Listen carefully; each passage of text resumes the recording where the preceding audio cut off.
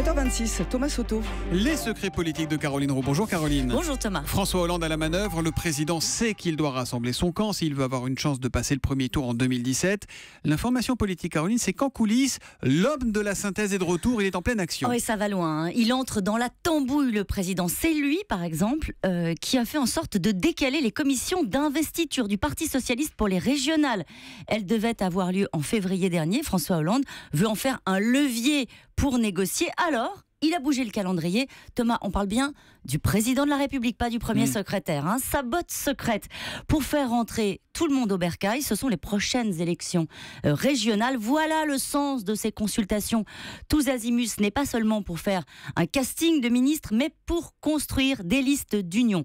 En Île-de-France, par exemple, alors que 2 socialistes sont entrés en guerre ouverte, il réfléchit, pourquoi pas ne pas confier la tête de liste à Europe Écologie Les Verts, à Emmanuelle Cos, la patronne des Verts. Alors, selon un conseiller du président, cette méthode a déjà permis de faire baisser le volume sonore à gauche. Mais en attendant, les Français, ils attendent surtout de lui qu'il fasse baisser le chômage, non, le chef de l'État? Alors, j'ai posé cette question. Et à l'Élysée... Les petits jeux, savoir si on fait l'investiture avant le Congrès, après le Congrès, etc. Alors, mais ça donne le problème, ça pose la question des priorités. C'est ça le sens de votre question. Et l'Élysée me fait cette réponse. Mitterrand a préparé 88 à l'Élysée, Chirac 2002 à l'Élysée, Sarkozy 2012 à l'Élysée.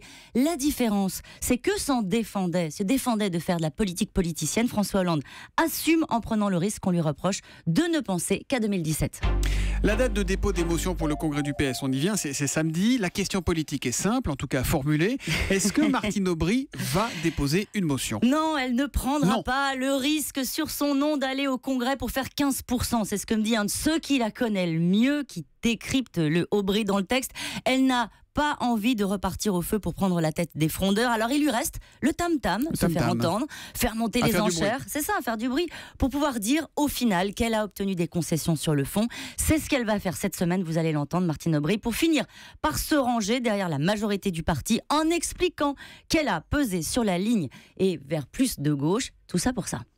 Et puis on va en entendre parler, Caroline. Les parrainages pour la primaire à l'UMP, Nicolas Sarkozy devrait accéder à la demande de Xavier Bertrand et Nathalie Kosciusko-Morizet de baisser le nombre de parlementaires nécessaires pour pouvoir y participer, entre 15 et 20 pour mettre tout le monde d'accord. La décision, ce sera ce soir à l'UMP. Les secrets politiques de Caroline Roux tous les matins à 7h25 sur Europe 1. Demain, Caroline. À demain.